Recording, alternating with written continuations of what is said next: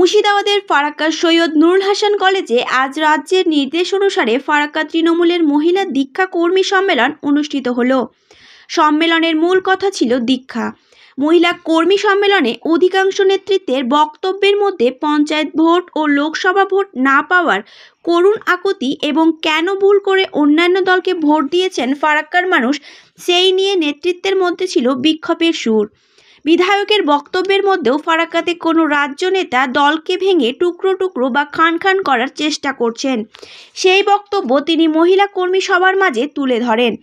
মহিলা কর্মী সভায় উপস্থিত ছিলেন কলেজের সভাগৃহে মা বোনেরা এবং নেতৃত্বের মধ্যে জঙ্গিপুর সাংগঠনিক জেলার মহিলা নেত্রী হালিমা খাতুন, বর্ষিয়ান কর্মী ও জেলার সহসভাপতি সোমেন পাণ্ডে, ফারাক্কার বিধায়ক মনিরুল ইসলাম, ফারাক্কার মহিলা সভানেত্রী শুভ্রা পাল, মুর্শিদাবাদ জেলা পরিষদের সদস্যা আঞ্জুমারা খাতুন, NC/ST নেত্রী স্বপ্না খাতুন সভাগৃহে ভর্তি। আজকের এই তৃণমূলের কর্মী সভায় উপস্থিত নেতৃত্ব কী বক্তব্য তুলে ধরেছেন তা শুনে নেওয়া যাক।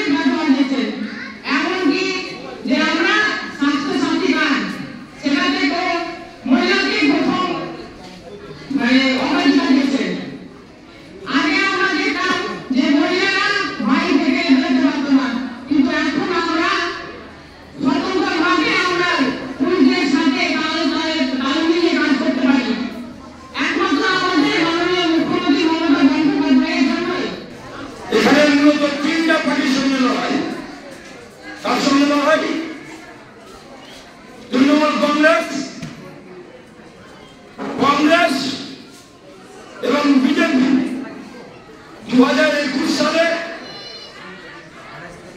কংগ্রেস 3 নম্বরে ছিল, বিজেপি ছিল 2 নম্বরে। হেমন্ত ঘোষ দাঁড়িয়েছিল, তার রিজার্ভ ভোট একটা থাকবে কেন?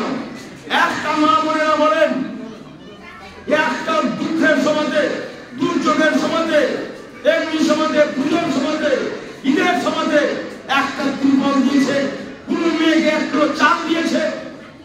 দুটো ফারাক্কার মাটিতে বিজেপির ভোট 40,000-45,000 বাধা আছে। এটা হবে ভাই? আপনাদের জিজ্ঞেস করছি, কেন হবে? সারাটা বছর আমরা আপনাদের সেবা করবো, এক্ষুনি একদম আমার মেয়ের মতো বয়সে স্কুল থেকে সই করতে এসেছিল। আমি এটাই পরিচয়। বলুন আপনাদের, আমি মন্দিরে যাই, কীর্তনে যাই, পুজো উদ্বোধন করতে যাই, প্রত্যেকটা পুজো মন্দিরে আমার অবদান থাকে, প্রত্যেকটা মন্দিরে আমার অবদান আছে। তাই আপনাদের বলবো, এই দিদি বাংলার দিদি, বাংলার অগ্নিকন্যা, বাংলার গর্ব, সর্বধর্মের মানুষকে এক ছাদের নিচে নিয়ে বসবাস করছে। আপনারা চান, আপনারা কি চান? শিক্ষা, স্বাস্থ্য, কর্ম ব্যবস্থা। হানাহানি চান, দাঙ্গা চান, দাঙ্গা করে হানাহানি করে কে লাভ হয়েছে? কে লাভ হয়েছে? আজকাল মুসলিম সম্প্রদায়ের মানুষ কেন বিজেপি করছে না? মুসলিম সম্প্রদায়ের মানুষ কেন বিজেপি করছে না? এই কারণে ধর্মের সুখ সুবিধা, সাক্ষাৎ দেওয়ার সুখ সুবিধা তার জন্য করছে না। আজকে মুসলিম মেয়েরা কংগ্রেস করছে, CPM করছে, RSP করছে, অত্যন্ত সম্পদ করছে, কিন্তু বিজেপি করছে না কেন? আরে রাম কি ওনার একা?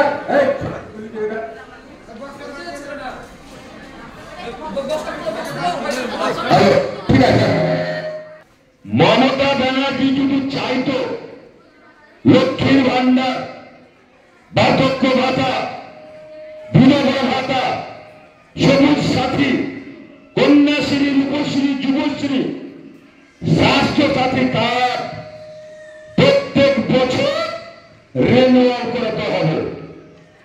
কার কাছে? হয় প্রধানের কাছে, না হলে পঞ্চায়েত সমিতি সভাপতির কাছে, আর না হলে এমএলএর কাছে। উনি তো এটা করেননি, এটা করেননি।